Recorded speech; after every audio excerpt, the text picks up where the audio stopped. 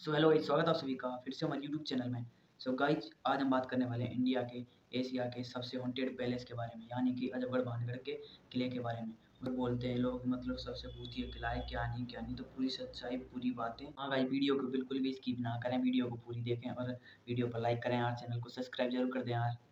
दोस्तों, हमारे भारत के हॉन्टेड प्लेसेस की जब बात होती है तो उसमें भानगढ़ किले का नाम सबसे ऊपर आता है। राजस्थान में मौजूद इस 500 साल पुराने किले का लोगों में कुछ ऐसा खौफ है कि यहाँ पर लोग दिन में भी जाने से कतराते हैं।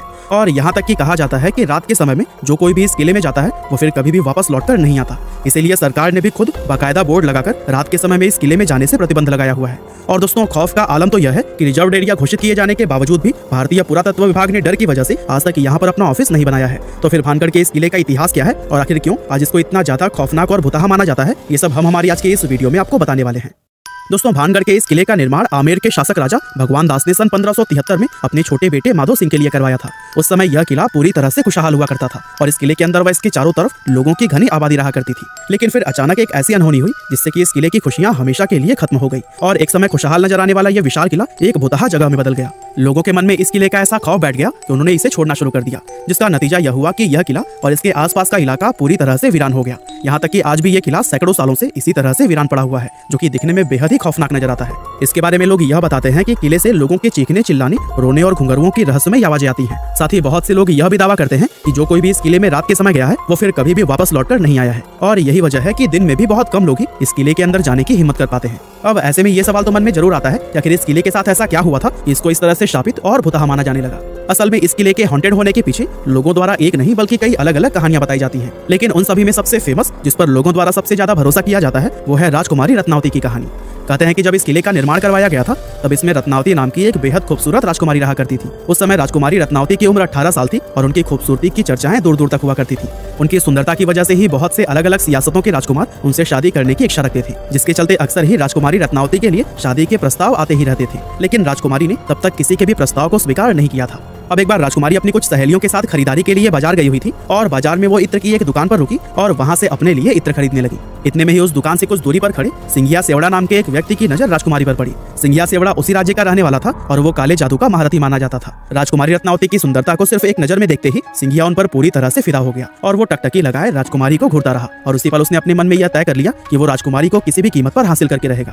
अब चूंकि वो तंत्र मंत्र और काला जादू जानता था, इसीलिए उसने राजकुमारी के पसंद किए हुए इत्र की बोतलों में से एक बोतल चुपके से उठाई और उस बोतल पर कुछ तंत्र मंत्र करके उसे धीरे से वापस उसी जगह पर रख दिया। असल में वो अपने तंत्र विद्या की मदद से राजकुमारी को अपने वश में करना चाहता था और उसका ये प्लान काफी हद तक सफल भी हो गया, क्योंकि राजकुमारी ने उसे इत्र के साथ छेड़छाड़ करते हुए देखा भी नहीं था। और फिर राजकुमारी इत्र की शीशी लेकर अपने किले की तरफ वापस जाने लगी। साथ ही सिंघिया सेवड़ा भी छिप छिप कर राजकुमारी का पीछा करने लगा। हालांकि अभी राजकुमारी सिर्फ कुछ दूर पहुंची ही थी, तभी उनकी एक सहेली ने उन्हें बताया कि एक अनजान व्यक्ति ने इत्र की शीशी पर तंत्र मंत्र किया हुआ है। असल में राजकुमारी की उस सहेली ने सिंघिया सेवड़ा को इत्र की शीशी पर काला जादू करते हुए देख लिया था, लेकिन वो डर की वजह से दुकान में कुछ भी नहीं बोल पाई थी। अब राजकुमारी को जैसे ही काले जादू की बात पता चली, उन्होंने वो इत्र की शीशी रास्ते में पड़े हुए एक विशाल आकार के पत्थर पर दे मारी। पत्थर पर पड़ते ही वो शीशी टूट गई और सारा इत्र उसी पत्थर पर बिखर गया। और दोस्तों, इस तरह से इत्र पर किया गया वो काला जादू उस पत्थर में आ गया, जिसके बाद से वो पत्थर खुद ब खुद लुढ़कते हुए सिंघिया सेवड़ा की तरफ बढ़ने लगा। दरअसल सिंघिया ने उस इत्र पर ऐसा जादू किया था कि जो भी कोई उस इत्र को लगाता वो खुद ही उस तांत्रिक सिंघिया की तरफ खींचा चला आता। और चूंकि वो इत्र पत्थर पर लग गया था, इसीलिए वो पत्थर तेजी से उसकी तरफ ही बढ़ने लगा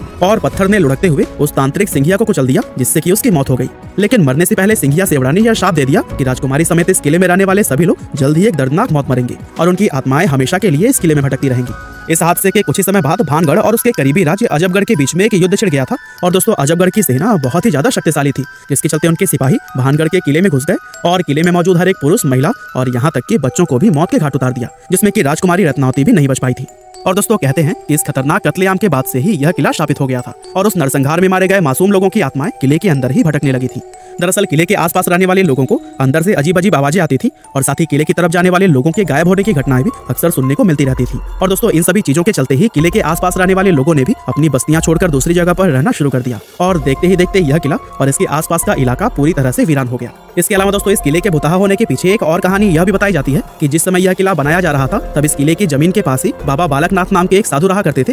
और बाबा को जब इस किले के बनने की खबर मिली तो उन्होंने राजा भगवान दास के पास यह संदेश भिजवाया कि वे अपने किले को इतना ऊंचा न बनवाएं कि उसकी परछाई मेरी कुटिया तक पहुंच जाए। अब राजा भगवान दास ने बाबा की उस बात को गंभीरता से नहीं लिया और जब यह किला बनकर तैयार हुआ तो इसकी परछाई बाबा बालकनाथ की कुटिया तक पहुंच गई। और दोस्तों उस परछाई को देखकर बाबा क्रोधित हो गए और गुस्से में उन्होंने श्राप दिया कि भानगढ़ पूरी तरह से तबाह हो जाएगा। और दोस्तों बहुत से लोग आज यह भी मानते हैं कि भानगढ़ किले की यह हालत बाबा बालकनाथ के उसी श्राप की वजह से ही हुई है। इसके अलावा एक कहानी तो यह भी बताई जाती है कि भानगढ़ में एक युद्ध हुआ था जिसमें कि भानगढ़ के सिपाही पूरी तरह से हार गए थे, लेकिन भानगढ़ के राजा और उनके परिवार के दूसरे लोग अपनी जान बचाकर वहां से भागने में कामयाब रहे। अब चूंकि उन लोगों ने किले के अंदर अपना काफी सारा खजाना छिपाया हुआ था, इसीलिए दुश्मनों से उस खजाने को बचाने के लिए एक झूठ फैलाया गया कि यह किला पूरी तरह से शापित है और अगर कोई व्यक्ति इस किले में जाएगा तो उसकी तुरंत ही मौत हो जाएगी। और दोस्तों इस तरह से खजाने को बचाने के लिए फैलाई गई यह अफवाह लोगों ने सच मान ली और भानगढ़ का यह किला हमेशा के लिए हॉन्टेड समझा जाने लगा।